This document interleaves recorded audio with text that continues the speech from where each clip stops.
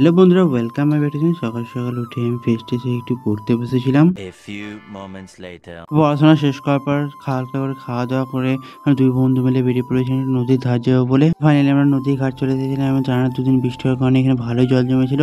তো নদীর ঘাট থেকে বাড়ি ফেরার পথে আমরা একটা দোকান থেকে লস্যি নিয়েছিলাম এবং লস্যিটা খেতে খেতে আমরা বাড়ির দিকে রওনা দিই। A few moments later. তো ফাইনালি বাড়ি এসে রেডি হয়ে গেছিলাম। আজকে যেহেতু আমাদের মুর্শিদাবাদ ডিস্ট্রিক্ট লিগ খেলা আছে তার জন্য। তো ফাইনালি আমরা টোটো ধরে নিয়েছিলাম বাস স্ট্যান্ড যাবো বলে।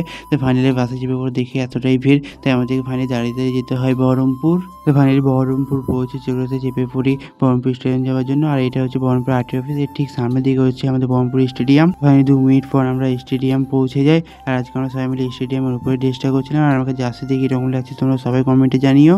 স্কোরার সময় শুনতে পাই আমাদের আজকে 3 নম্বর গ্রাউন্ডে খেলা হবে, তাই আমরা 3 নম্বর গ্রাউন্ড যাওয়ার জন্য রওনা দিয়েছিলাম। প্রতিদিনকার মতনই আজকে কিক আউট দিয়ে খেলাটা শুরু হয়ে যায় এবং আমরা খেলাটা দেখতে থাকি। আর আজকে প্রচন্ড গরম ছিল। A few moments later. তো হাফ টাইমের পর প্লেয়ারদের কিরকম অবস্থা আছে তোমরা দেখতে পাচ্ছ। আর আজকে আমি সেকেন্ড হাফে মাঠে নেমেছিলাম।